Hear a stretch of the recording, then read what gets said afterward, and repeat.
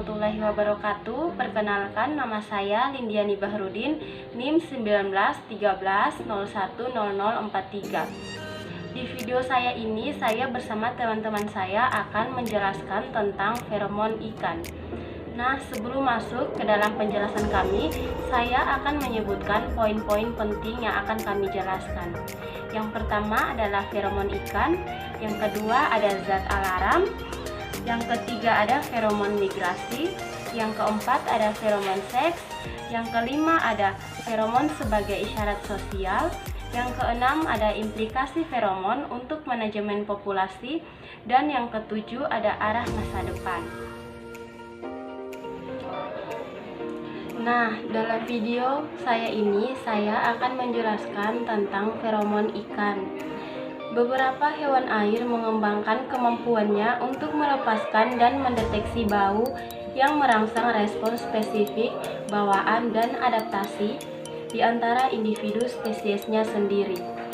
Dan yang berikut, molekul bau yang mediasi komunikasi antar spesies yang dikenal sebagai feromon mengatur berbagai macam perilaku seperti identifikasi individu, koneksi kelompok, pengenalan orang tua dan keturunan, tanda teritorial, ketertarikan, seks, sinkronikasi, dan proses reproduksi serta migrasi.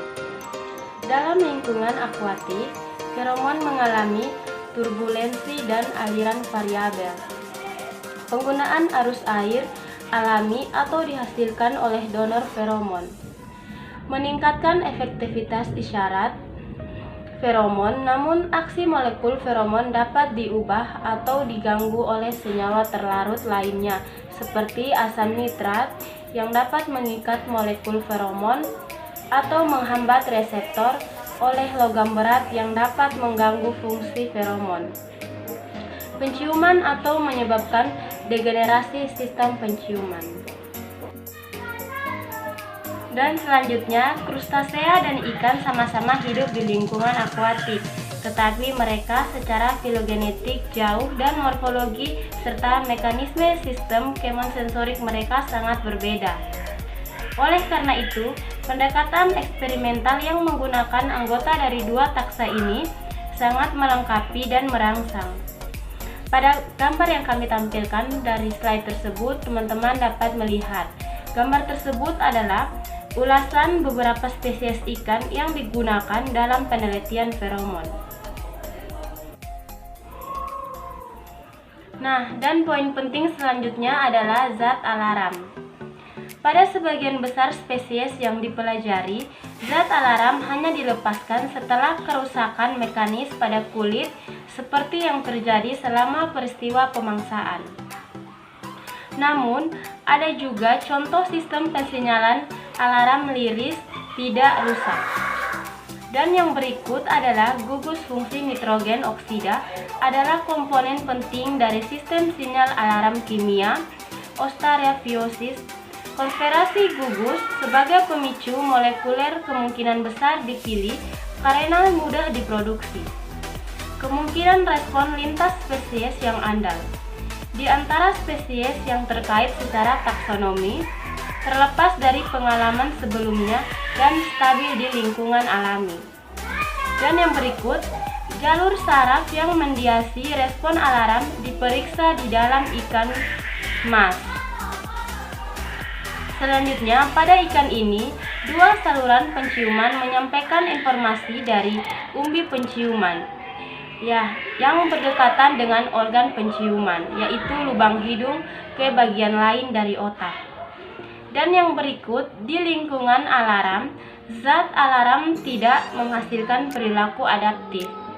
Pada krustasea, perilaku yang mirip dengan respon alarm pada ikan dapat ditimbulkan oleh penerimaan spesies yang terluka. Perkenalkan, nama saya Renhan Jotiskale, NIM 1913010054. Ya, baik, di sini saya akan melanjutkan materi dari teman saya. Dan jangan lupa teman-teman menyaksikan slide yang kami tampilkan. Saya akan membawa materi tentang feromon migrasi. Feromon migrasi banyak hewan air yang membimbing diri mereka sendiri melintasi perairan terbuka, terkadang ke wilayah geografis tertentu, untuk berkembang biak atau untuk mengatasi perubahan lingkungan, sinyal geomenetik, hidrodinamik, dan kimiawi.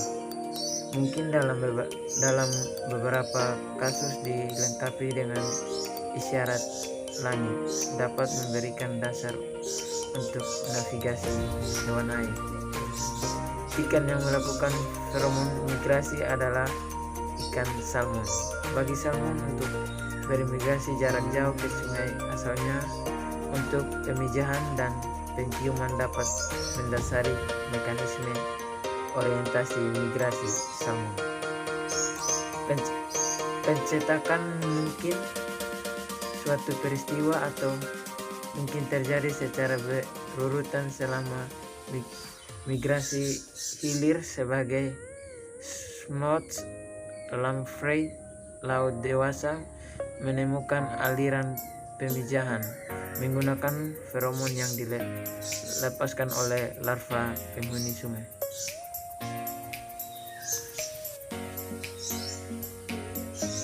Feromon seks.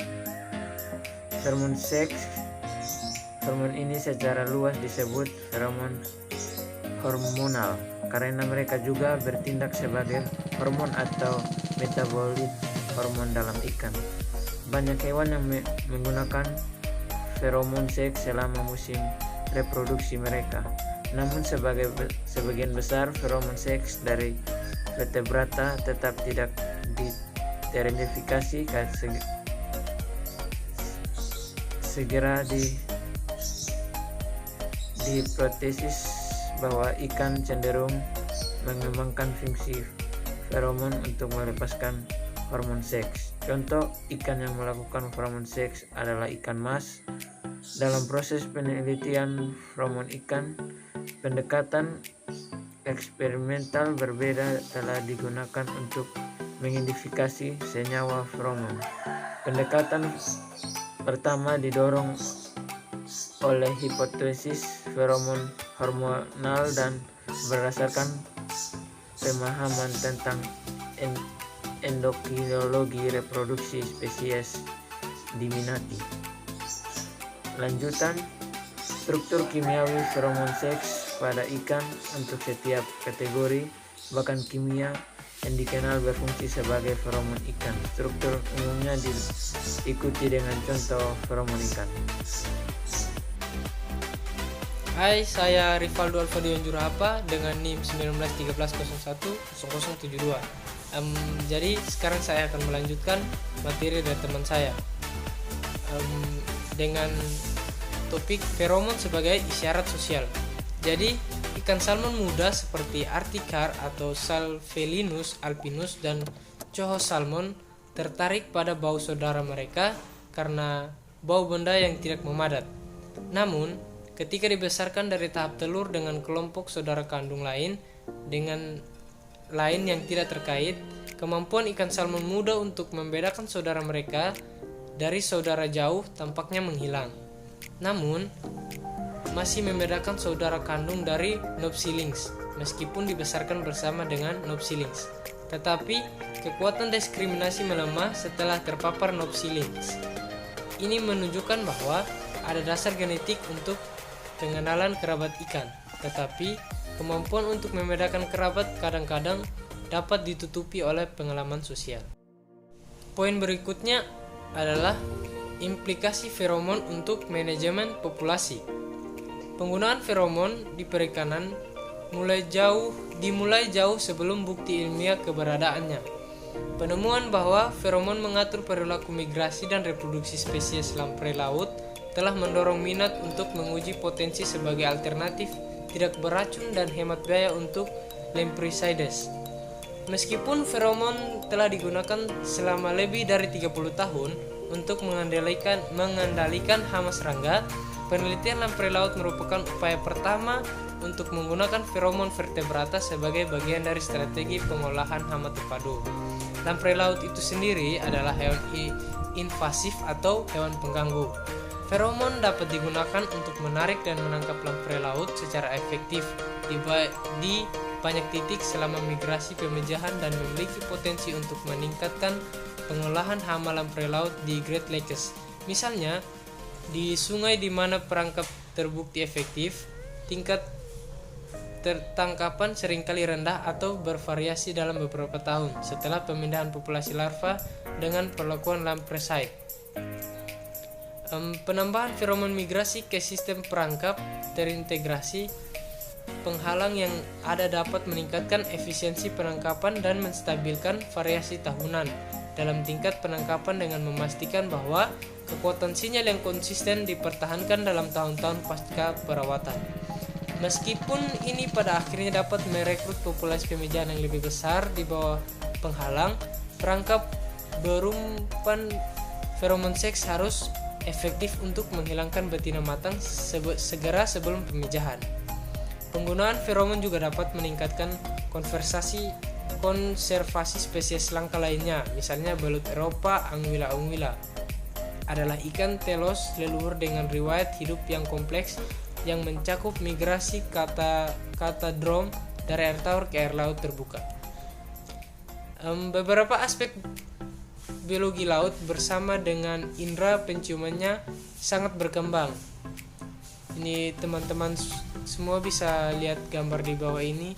Berikut adalah investigasi lapangan feromon seks lamprey laut untuk mengembangkan aplikasi manajemen. Halo teman-teman, perkenalkan nama saya Yosefina Luciarano.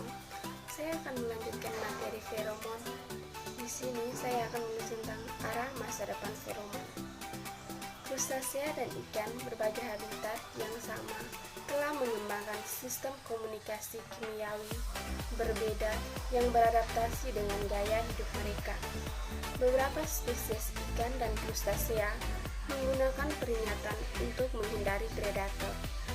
Beberapa menggunakan migrasi feromon untuk menemukan rumah atau aliran pemejahan.